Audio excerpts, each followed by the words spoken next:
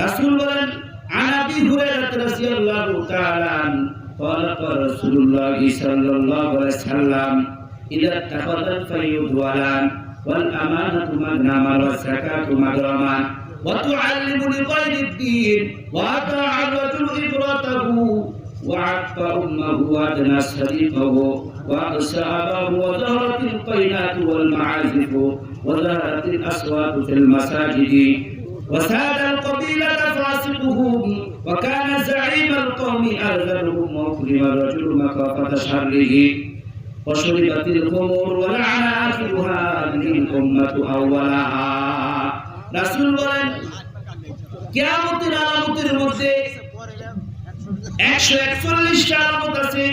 10টা বড় আলামতের কথা বললাম, যেগুলো একটাও এখনো সংগঠিত হয় নাই, খুব শীঘ্রই সংগঠিত হবে। এর মধ্যে যেগুলো সংগঠিত হয়ে গেছে এগুলোর 15টা আমি আপনাদেরকে শোনাচ্ছি, যেগুলো হয়ে গেছে এই পর্যন্ত হয়ে গেছে। 1 নম্বর রাসূল বলেছেন ইদা তাকাদাল ফাইউদ ওয়ালা, যখন মানুষ গনিমতের মালকে ব্যক্তিগত সম্পদ মনে করবে, গনিমতের মালকে ব্যক্তিগত সম্পদ মনে করবে যে জামানার মানুষ, ওয়াল আমানাতু মাগনামা, মানুষের কাছে আমানত রাখলে গনিমত মনে করবে, গনিমত মনে করে আমানতের খেয়ানত করবে, অন্যের মাল নিজের মনে করে খেয়ে ফেলবে, ব্যবহার করবে। ওয়াজ যাকাতু মাগরামান, আর যাকাতটাও কি তারা জরিমানা মনে করবে। ওয়া তুআল্লিমু লিগাইরিন, আমি সংক্ষেপে বলতেছি, আপনারা তাতে বিরক্ত না হন, আর হিসাবটাও শেষ হয়ে গেলে সঙ্গে সঙ্গেই দোয়া হবে ইনশাআল্লাহ। ওয়া তুআল্লিমু লিগাইরিন, আর মানুষ শিখবে, মানুষ দিন শিখবে কিসের জন্য? দুনিয়া কামাইয়ের জন্য দিন শিখবে, বক্তা হওয়ার জন্য দিন শিখবে, বড় বড় লেকচারার হওয়ার জন্য দিন শিখবে, বড় হুজুর হওয়ার জন্য, বড় মুফাসসির হওয়ার জন্য, মুহাদ্দিস হওয়ার জন্য, নাম কামাইয়ের জন্য, বড় টাকাওয়ালা হওয়ার জন্য, বড় ক্ষমতায় যাওয়ার জন্য মানুষকে অর্জন করবে। আজকে আমার ছেলেকে স্কুলে পড়ায় কি জন্য? স্কুলে পড়ায় কি জন্য? ডাক্তারি পড়ায় কি জন্য? সব দুনিয়ার জন্য। হাফেজ বানায় তারাও দুনিয়ার জন্য, আলেম বানায় তাও দুনিয়ার জন্য। যে শিক্ষায় দেয় কারণ মূল উদ্দেশ্য থাকে দুনিয়া। যে ব্যক্তি উদ্দেশ্য দুনিয়া করবে তার ইলম শিখাতে কোনো ফায়দা হবে না, কিন্তু যে ব্যক্তি আল্লাহকে রাজি খুশি করার জন্য দিন শিখবে, এই দিন এই ইলমটাকে জাহান্নামের আগুন থেকে বাঁচায় দিবে। চিৎকার করে বলেন সুবহানাল্লাহ। ওয়া তাআতুলু ইমরাতাহু, আল্লাহ নবী বলেন যে জামানার মানুষ পুরুষ তার স্ত্রীর অধীনস্থ হয়ে যাবে, যে জামানার মানুষগুলো স্ত্রীর অনুগত হয়ে যাবে, স্ত্রীর অনুমতি ছাড়া কোনো কাজ করে না, স্ত্রীর কথা মতো ওঠে, স্ত্রীর কথা মতো বসে, যে ব্যক্তি স্ত্রীর কথা মতো উঠে বসে তাকে কি বলে বলেন তো? আমাদের দেশের ভাষায় তাকে কাপুরুষ বলে। কাপুরুষ তারা স্ত্রীর কথা মতো উঠা বসা করে যারা, স্ত্রী জাতির কথা মতো যে জাতি চলবে সে ধ্বংস হয়ে যাবে। কারণ স্ত্রীদেরকে আল্লাহ জ্ঞান দিয়েছেন পুরুষের অর্ধেক। 2 জন স্ত্রী সমান, একজন পুরুষ মানুষকে জ্ঞান দান করা হয়েছে। পুরুষ অধীনস্থ নয়, নারীরা অধীনস্থ হবে। যে পুরুষ নারীর অধীন হবে ওই পুরুষের চেয়ে জঘন্য ব্যক্তি আর কেউ নাই।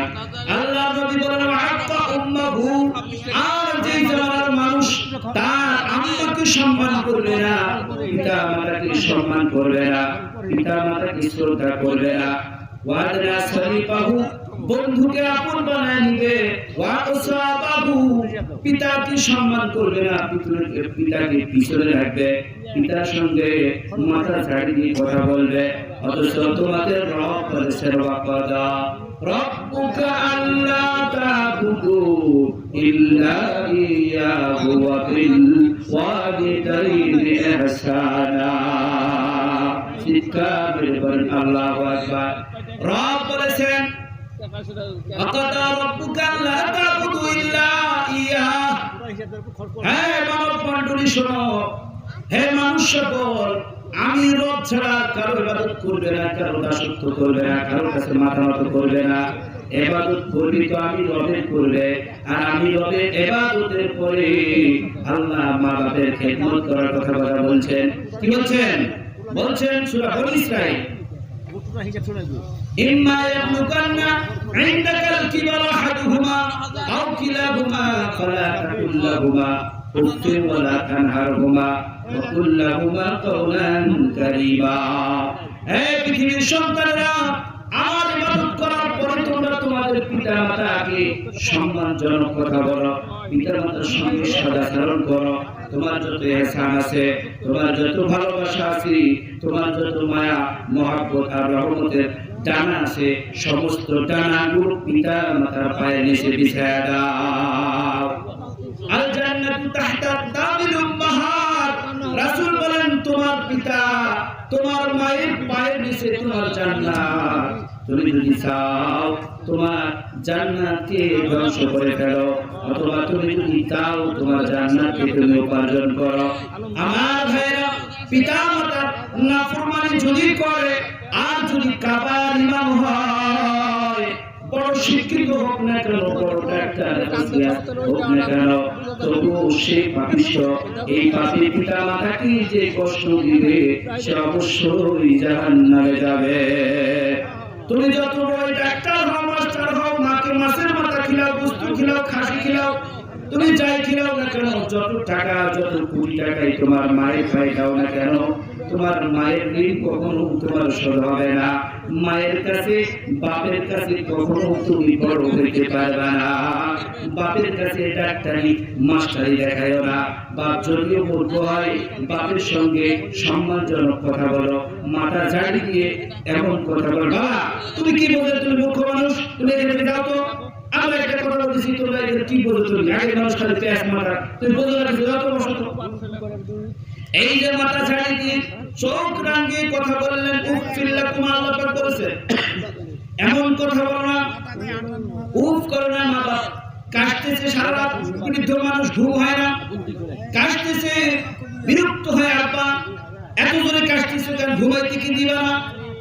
ওরে বেটা তুমি কি খেয়াল করে দেখেছো তোমার একদিন রাত্রে পাতলা পায়খানা হয়েছিল, পায়খানা করতে করতে তোমার সমস্ত তেল শেষ হয়ে গিয়েছিল, সমস্ত তেল শেষ হয়ে গিয়েছিল। এমন সময় মা নিজের আসল দিয়ে তোমাকে পেছায় নিয়েছিলেন। সারা রাত কাঁদছো, মা 1 মিনিটের জন্য ঘুমায়নি, তোমাকে বুকে নিয়ে শুয়ে রাখছেন, শুয়েও কান্দো, বসে থাকছেন, বসে থাকলেও কান্দো, হাঁটছেন, সারা রাত হাঁটছেন। আমার জীবনে একদিন হয়েছে, 1 রাত 1 মিনিটের জন্য আমরা 2 মানুষ আমাদের এক বাচ্চার জন্য ঘুমাইতে পারি নাই। আর সারা রাত বাচ্চা কান্দে, বুঝতে পারি না, সকালবেলা বুঝতে পারলাম যে তার হাত উঠে গেছে, হাত উঠেছে। সারা রাত বাচ্চা কান্দে, 1 মিনিটের জন্য ঘুমাইতে পারি নাই। আরে তখন আমি বুঝলাম যে এরকম তো আমরা করেছি, এই সন্তান একদিন ঘুমাইতে দিল না। আর আমার আপনার জীবনে এরকম হয়নি, সারা রাত মা সারা রাত জলে কাতর কাটাচ্ছে বাচ্চা, মা সন্তানের মাথায় সারা রাত ধরে বটি লাগায়, 1 মিনিট ঘুমায় না। আরে এমন দুঃখী মায়ের সঙ্গে, এমন আপন মায়ের সঙ্গে কেমনে নাফরমানি করো, মায়ের সঙ্গে কেমনে মাথা ঝাড়িয়ে কথা বলো? তোমার কি বিবেক হয় না? বাপ কাশলে তোমার বিরক্ত হয়, মা কাশলে তোমার বিরক্তি হয়, তুমি ঘুমাইতে পারো না।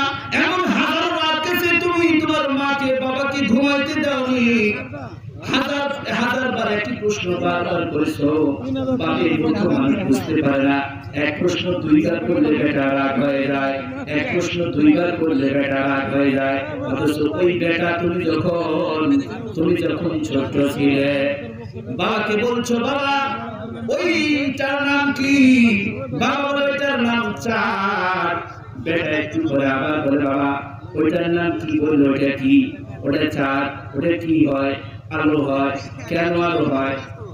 কত প্রশ্ন, কেন আলো হয়, কিভাবে আলো হয়, কে আলো দেয়, কে জ্বালায়, কত প্রশ্ন করেছো, হাজার প্রশ্নের উত্তর। তোমার সঙ্গে কথা বলতে গিয়ে যখন বাবা বিরক্ত মনে করছেন, তখন তোমার গালে চুমা দিয়ে বলছেন, আমার পাগলা বেটা এত কথা বলো, এতই কথা বলো। এতই প্রশ্ন করো, আর তুমি যেই বাবা তুমি হাজার প্রশ্ন করো, হাজার উত্তর দেয়, একই প্রশ্নের হাজার উত্তর দিল, আজকে তার সামান্য কাশি তোমার বিরক্ত মনে হয়, তোমার তো কপাল পুরো সন্তানের জাহান্নাম ছাড়া কোনো ঠিকানা হবে না।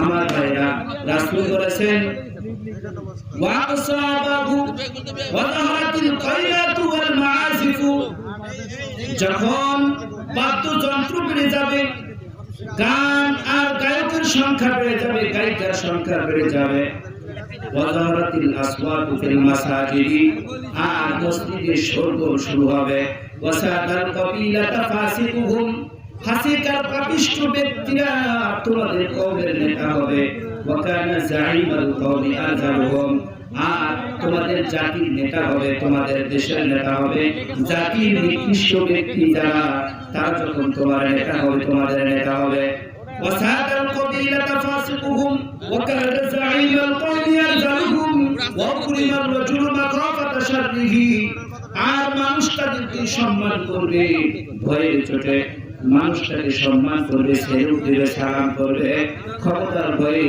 টাকার ভয়ে, জেল করার ভয়ে, নির্যাতনের ভয়ে মানুষ তাদেরকে সম্মান করবে। অশ্লীলতার খবর রাসূল বলেছেন, এরপরে মদ্যপান বেড়ে যাবে। মদ্যপান করা কার কাজ? জুয়া খেলা কার কাজ?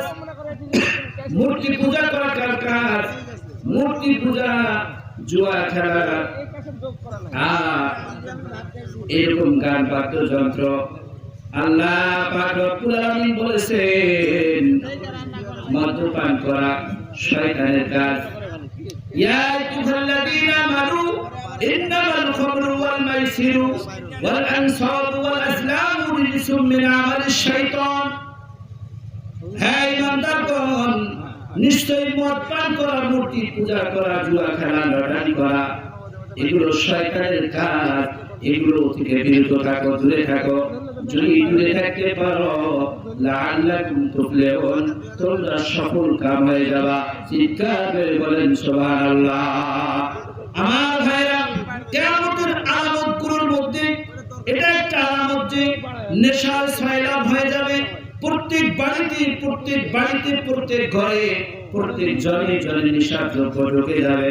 নেশার আজকে শেষ নাই, নেশায় মানুষ পাগল হয়ে যাচ্ছে। অল্প দিনের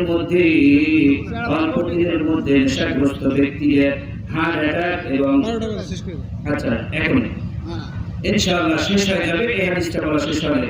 ওয়ালা আনাকিলু হাযিহিল উম্মাতু আউওয়ালাহা, রাসূল বলেন কিয়ামতের আলামতের মধ্যে এটা একটা আলামত যে পরবর্তীগণ পূর্ববর্তীদেরকে অভিশাপ করবে, লানত করবে, বাপ-দাদাদেরকে গালিগালাজ করবে। ফাতাকিবু ইনদা যালিকা রিহান হামরা, আল্লাহ নবী বলেন তখন তোমরা অপেক্ষা করো রক্তিম বর্ণ ঝড়ের এবং গরম বাতাসের অপেক্ষা করো। তখন তোমাদের উপরে গরম বাতাস বইবে আর রক্তিম বর্ণ ঝড় শুরু হবে। আকাশ রক্তিম বর্ণ ধারণ করবে, গরম বাতাস তোমাদের উপরে নাজিল হবে। ওয়াজুলজিলাতান, ভূমিকম্প তোমাদের উপরে হবে, ঘন ঘন ভূমিকম্প শুরু হবে। এই আলামতগুলো যখন প্রকাশ পাবে, ওয়াকাসখান তোমাদের উপরে ভূমিধসের আযাব নাযিল করা হবে। ওয়ামাসখান, রূপ বিকৃতির, চেহারার বিকৃতি ঘটবে, শুকর হয়ে যাবে, মানুষ বানর হয়ে যাবে, ছেলে মেয়ে হয়ে যাবে, মেয়ে ছেলে হয়ে যাবে। আজকে হিজড়ার সংখ্যা বেশি, সন্তানের লিঙ্গ পরিবর্তন হয়ে যাচ্ছে পাপের কারণে। অটোমেটিক সন্তানের লিঙ্গ পরিবর্তন হয়ে ছেলে থেকে মেয়ে আর মেয়ে থেকে ছেলে হয়ে যাচ্ছে। বাংলাদেশে অহরহ ঘটতেছে এই ঘটনা। আল্লাহ বলেন এরপরে ওয়াকাফান, পাথর বৃষ্টি তোমাদের উপরে হবে। ওয়ায়াতিন তাতাবাউ কানিজামিন তুতিআসিনতুহু ফাতাতাবাআ রাসূল বলে এরপর একটার পর একটা আযাব আর গজব তোমাদের উপরে নাযিল হবে। যতক্ষণ তোমরা এই পাপগুলো থেকে বিরত হবে না, ততক্ষণ তোমাদের উপরে এই আযাবগুলো বন্ধ